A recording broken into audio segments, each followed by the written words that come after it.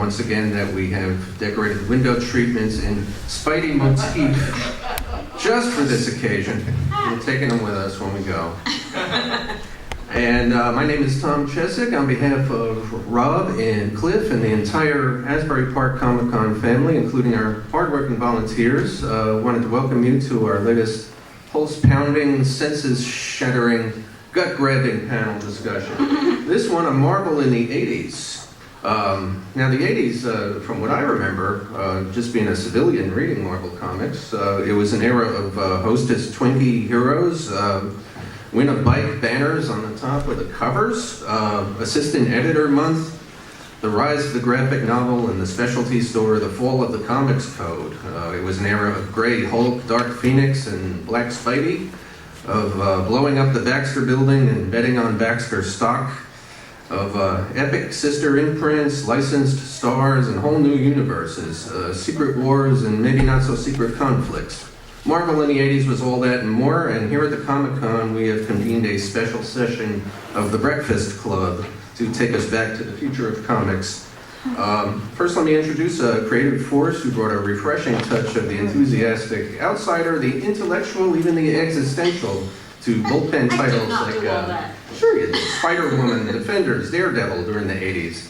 As fearless as Matt Murdock, as contagiously energizing as Typhoid Mary, as much of a sure thing as Longshot, and everybody's all-time favorite assistant editor, Ms. Nocenti. Wait, isn't she dead? Proof positive that you can work your way up from the mailroom to the executive suite in this business through go-getter gumption and a great mind for comics. He was editor of many of Marvel's premier titles in the 80s.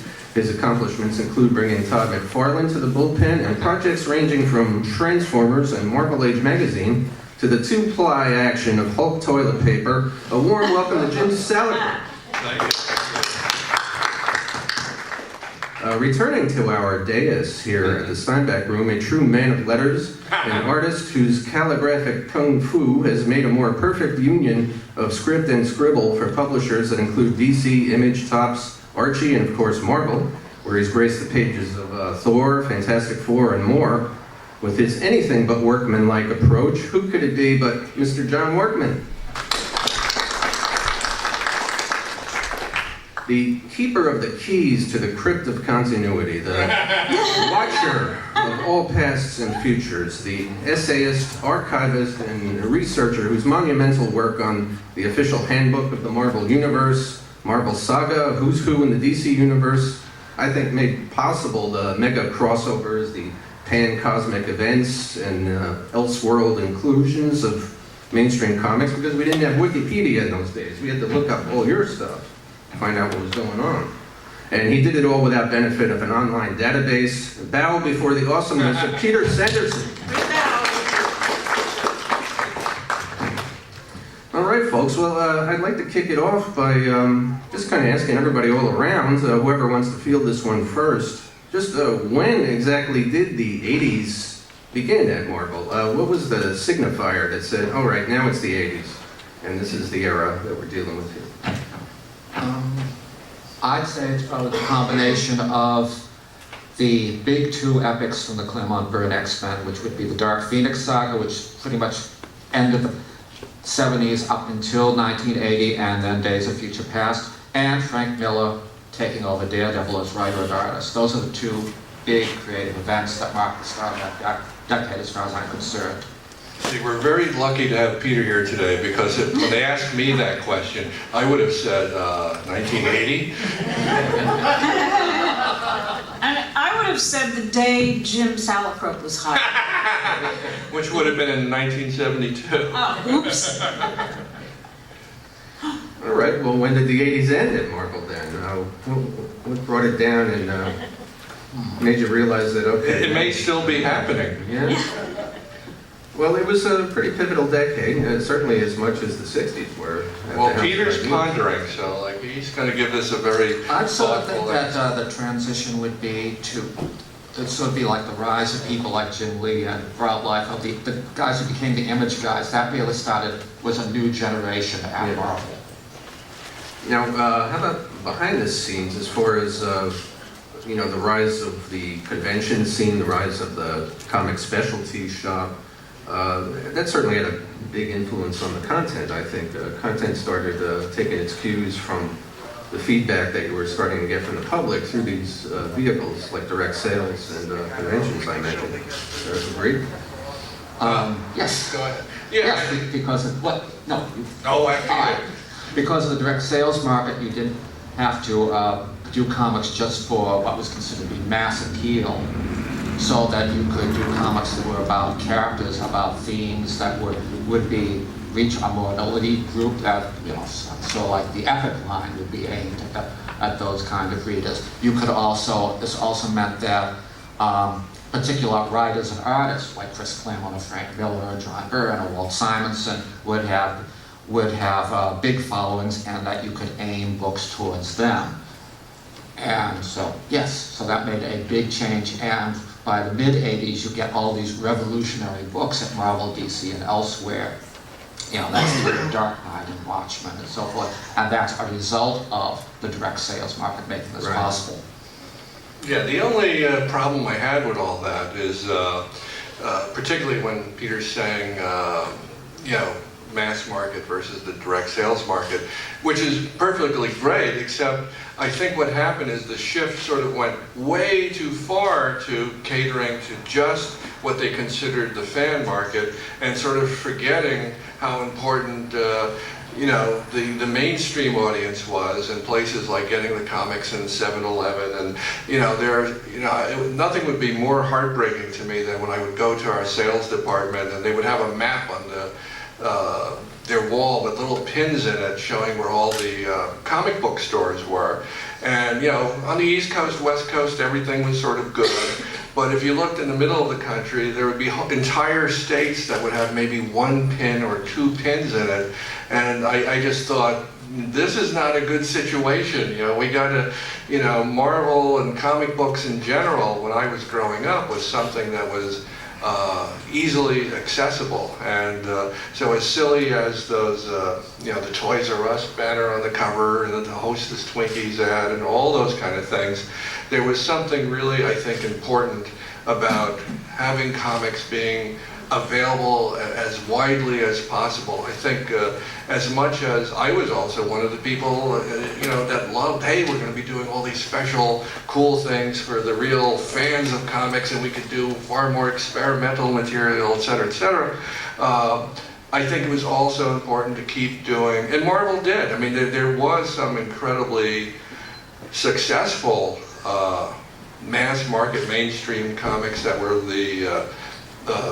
like usually the TV tie-ins, which are probably not as respected by the comics critics, but stuff like G.I. Joe and Transformers and lots of other, you know, really pop culture titles were really bringing in new audiences, and I think that was vital. And I think possibly during the 90s, Marvel sort of, you know, got lost and fell away from that. You actually could make an argument that the 90s or the 80s started as far back as 1972, because I remember being worried. I was still out in Washington, you know, reading comics and before I came back to New York. But there was an issue of what was it? Frankenstein, maybe, or one of the horror books that continued in another of the horror books, and then went from there back to the other one. And they'd never done anything quite like that before. And I remember worrying. I mean, I bought them. There was no problem there, or finding them. But for the average reader, the casual reader, you ask a lot of them to go from one book to another, back to another, and that became more of the usual thing as the 80s and certainly the 90s progressed. And that was actually a crossover between Tomb of Dracula and Werewolf by Night. That's See, I really do like my reputation. I'd say that, with regard to what Jim said, that I'm wondering what Marvel could have done to prevent this trend, because the mass distribution outlets, you know, these famous mom and pop stores, the newsstands, they were going away, or they simply weren't carrying comics anymore because they didn't think they were making enough money off comics. I don't know what Marvel could have done to halt that trend. It was going to happen no matter what they did. But I would agree that I think that by the trend that started back then of aiming more and more towards the hardcore audience has now gone too far. So that now, for example, now that I'm sort of more of a casual reader of Marvel and DC books, and I don't see every single issue, sometimes I'll pick one up and go, what is going on? Because they're not making any real attempt to cater to casual readers. And if comic book sales are really low these days compared to what they are in the 80s, that's a large part of the reason for it. Well, just speaking on behalf of casual readers back in the Bronze Age, actually I was quite an avid reader, but like I said, just a civilian out there buying the Marvels and the DCs and whatnot. Marvel picked up pretty early on the continued story, and they picked up pretty early on the crossover from one title to the next. Iron Man and Submariner would be fighting across their respective books, right? Oh, Stan was doing Iron Man Submariner crossover back in the 60s. The problem was that, Mrs. Mac's grocery store, where I bought my comics, wouldn't necessarily have both of them in stock, or they wouldn't necessarily have next month's title of whatever it was continued next month. And the distribution was always kind of spotty that way, and it was kind of haphazard. Maybe they did have it, maybe it was stuck way back behind the Dells and the Charltons or something, and I didn't notice it.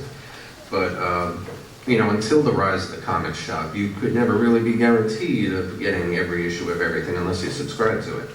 So that's back in the 60s, I used to make a pilgrimage every week to various stores in my area to make sure that I got all the comics that were coming out that week, because as you say, they weren't always carried in every single store.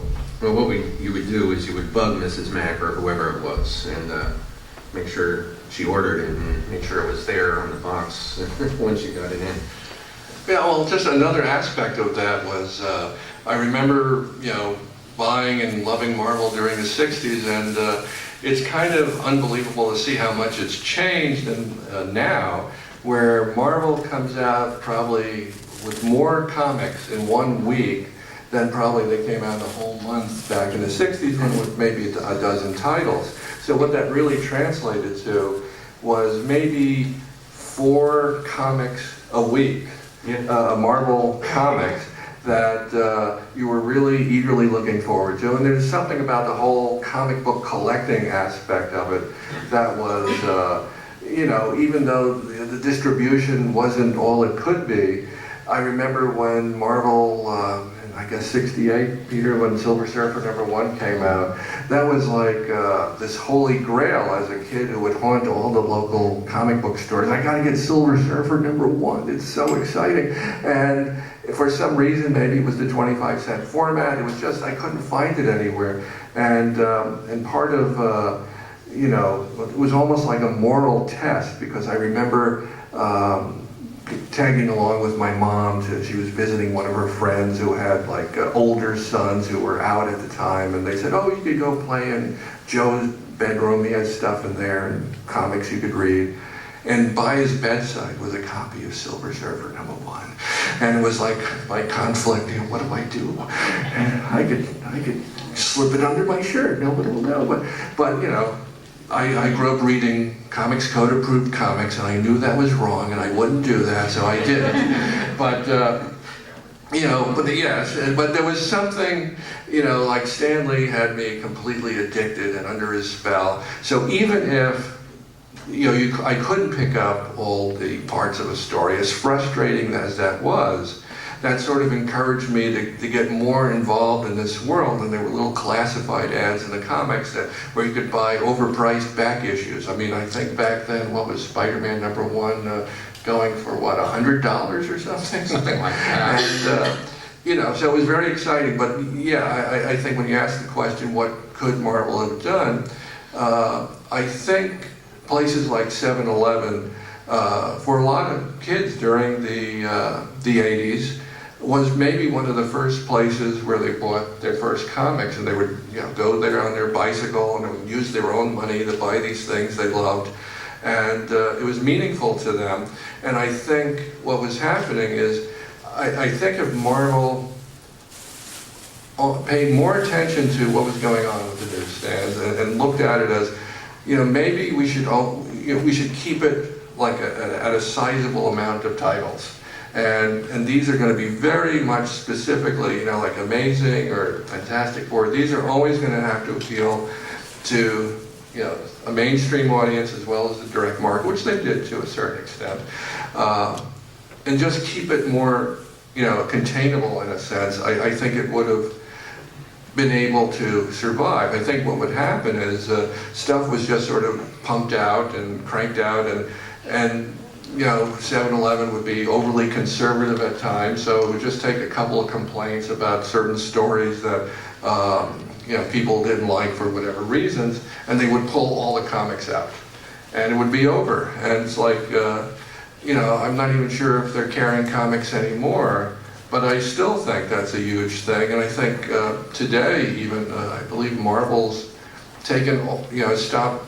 They don't even try to sell newsstand comics anymore, which is like, insane in that, once you're printing comic books, it's not that much of an additional cost to print more and just to get them out there. So if people are seeing these blockbuster movies and they want to get the comics, once again, one of the problems therein is like, there's so many of them, it's hard to decide which, I like that Iron Man movie, I like that Avengers comic, which one should I get, So there's a lot of ways to make things a little bit more accessible and reader-friendly, and even now I hear lots of concerns about Marvel's program putting the trade paperbacks into bookstores. If you watch there are like trade newsletters and stuff that have bestseller lists, what's doing well in the comic book stores, what's doing well in the bookstores. And it's kind of shocking that Marvel and DC have sort of been edged out, mainly Marvel, like the top 10 titles in the bookstore market. And it's a lot of independents or Image, even like Walking Dead is always success. Even a company called Paper Cuts has had a lot of success with a book called Lego Ninjaga for 10-year-old boys, comics for kids, things like that. Whereas bookstores have problems with Marvel being so, we're just going to print X amount of this, and we don't care if the book leading up to is out of print, we're going to do this, et cetera, et cetera. So it's still a complicated mess. And but I don't want to go on too much about it. But the kids market that you mentioned was something that was very much on Marvel's mind back in the decade we're dealing with here, the 80s, where they started the whole Star line, and they had a whole ancillary offshoot of children's books. I remember a lot of coloring books and activity books on the racks, stuff like that, with the Marvel characters. In fact, the entire decade of the 80s, more than any time before or since, you brought up the topic earlier, was an explosion of licensed properties. TV shows, movies, toys, everything. And if you could make a comic book out of it, even sometimes if you couldn't, you made a comic book out of it. And so I think most of you here in the panel at least worked a little bit on some of these licensed properties. And I'm just interested on your feelings about handling these sort of characters and these properties, if you had to really approach them differently from the homegrown Marvel superheroes and whatnot.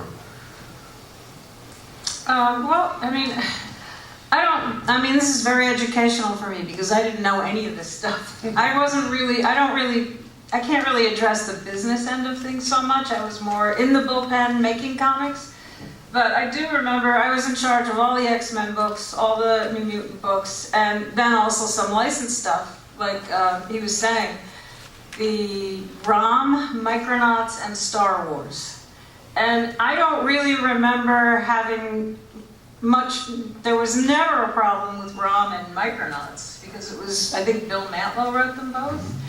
And he knew the toys, he knew what he was doing, and I had Joe Duffy doing Star Wars, she knew that universe, and it was just sort of a self-perpetuating machine. It wasn't, once in a while Lucasfilm I remember Joe Duffy came up with some things that were either, you might remember this, either too similar to something Lucasfilm had planned, or they liked the idea so much maybe they took it. I don't know. But there was something like a Death Star. There was something. There was like the Ewoks. Yes. They came up with something like the Ewoks before the Ewoks appeared. And I think it was the Jedi training school, right? She thought there should be some kind of a, you know, earlier stories in the training school. And I mean, that was always interesting because Jo Duffy, she just wrote terrific Star Wars stories, and I never really had to, you know, do much with Lucasfilm. Only occasionally they'd say, no, you can't do that. And Mary, Joe, and I were always like,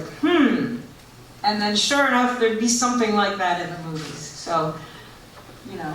But Rom and Micronauts just kind of like continued on their, yeah, part of that is just hiring a good team that knows the toys and knows the fantasy world that the people that are playing with the toys and buying the toys want, and then just kind of, whereas the rest of my books, the X-Men books and the mutant books, were more character generated.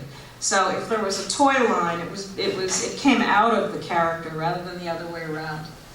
I So, was and, so sorry. Go ahead. So the creative team on any of these licensed books, like Rom and the Micronauts and whatnot, you didn't get like pages of memos from whoever it was that held the rights to these things, right? They kind of more or less let you do what you're gonna do, and there wasn't like any too many extra levels of editorial.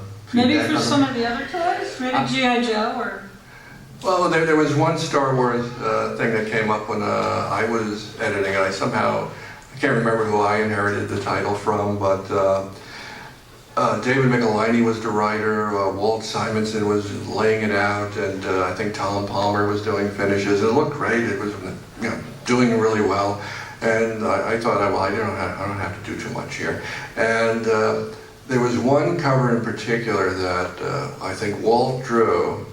And it was a great cover. I think it had something to do with a hologram. This was probably between the second and third of the first three Star Wars movies that were released. And it was a hologram of Darth Vader appearing before an astonished Luke Skywalker. And I guess Walt, you know, he's someone who is the most enthusiastic guy in comics. He's really into whatever he's doing at the time. And at the time, I think he was sharing a studio with several other artists, including Frank Miller. And so he must have hung up a copy of his cover on the wall, and Frank looked at it and suggested the copy should be the hologram of Darth Vader saying, "Daddy's home." And at this point, you know, before the third movie, they hadn't officially made it clear that before, okay, it was between the first and second, that they really hadn't spelled that out. And, you know, the Lucas people, no, you can't use that on the cover.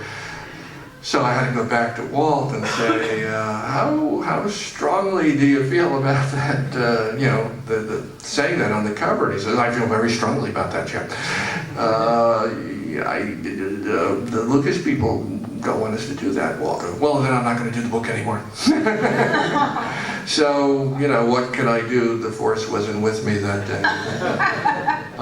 But you know, when you said that the 80s is a great period for the licensed properties, I think of the 80s really as a continuation of what Marvel was doing in the 70s, because I think of the big licensed properties in Marvel history being Conan and Star Wars, which both started there and in the 70s. And they're both very different in a way. I think Conan, in a way, was very almost fan-inspired, you know, listening to, you know, like the comic book fans, just, why don't you guys do Conan? And they did, and everything about it was, I mean, from the very beginning, that title, you know, struggled with sales. And it was like, they had a new artist, Barry Windsor Smith, drawing it. It was like a whole different category. You know, like sword and sorcery, Marvel doing that. One of the things I really loved about Marvel in the 70s, and even in the 80s, is, particularly in the 70s, when Marvel first began to expand, a lot of the thinking was, a lot of the people there saw the ability to finally publish more comics, as an opportunity to get into doing other types of material. They didn't all, no one there thought, well, now we could do 100 more superheroes. They thought, well, now we could do, you know, black and white magazines. We could do sword and sorcery. We could do, you know, magazines and comics based on Planet of the Apes. You know, like all things, you know, to get in other types of audiences. We could do a humor magazine. We could do a horror digest magazine. On and on. You know, like whatever they thought was popular with the public, like, you know, kung fu movies were popular. Let's do that. So it was a lot of that. It ties into your question, like why would they want to do Star Comics? And the real origin behind that was at some point one of the major, you know, comic book publishers since the beginning, Harvey Comics, was the owners had sort of gotten, you know, to a situation they were old, they wanted to retire, they just, you know, had enough and wanted to get out of doing comics. So in a sense, Harvey was sort of available, and Marvel went through the process of, you know, negotiating with the owners of Harvey Comics for Marvel to launch, you know, as an imprint, Harvey Comics. Marvel would be publishing Casper the Friendly Ghost, Hot Stuff, all those titles. And it was pretty much a go, to the point that they hired a longtime Harvey Comics editor, Sid Jacobson, to head up the line. And there were actual Casper and Richie Rich comics that were produced by Marvel that I don't think have ever been published because suddenly something went wrong, the negotiation didn't go through, and they decided, well, you know, what the hell, we'll do our own kids' comics. Who needs them? And that was really sort of the how Harvey Star Comics got started. But what I was talking about before, a lot of what you know, doing those licensed comics, getting back to Conan and Star Wars. Star Wars was probably the absolute best example of all times of how to do something to reach as wide an audience as possible. It was just, you know, the movies were so incredibly successful. Now, this is my own crackpot theory here. And now it may be a little bit more, and I don't think Peter will agree with me at all, but what's mostly forgotten, if you ever read histories of Star Wars and all that, I mean, they're very quick to point out when that movie was released, the movie Hollywood never wanted to do, science fiction was uncommercial, etc., etc. When it came out, there were lines around the block. It was a blockbuster immediately, the first Star Wars movie.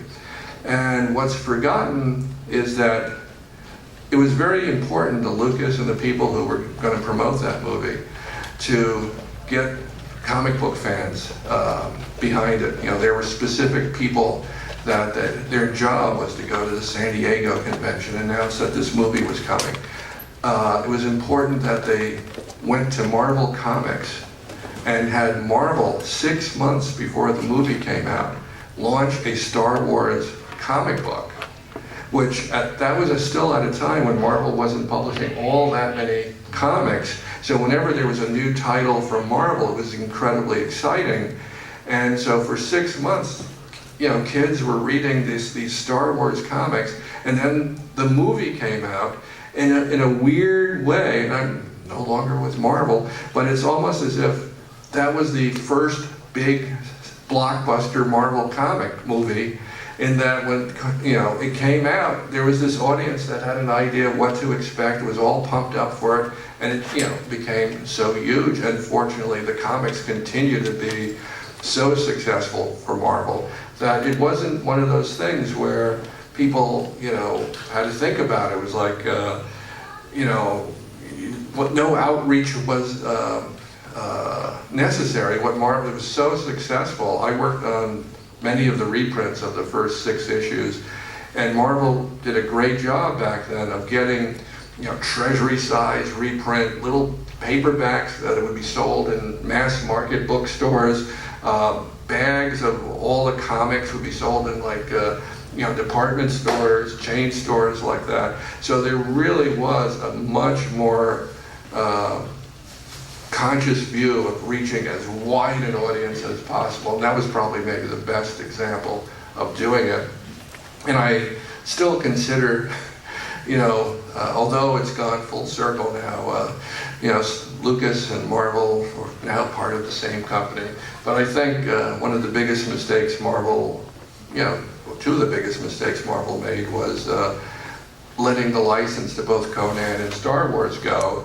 And it was just, it was like the greatest thing to happen to Dark Horse Comics, who said, hey, this is great, and they did very well with it. And when Jim says that this Star Wars and Conan were examples of fan-generated comics, I think of them as generated especially by one particular fan, who was Roy Thomas, who really pushed for both of these, and that's why Marvel did them both.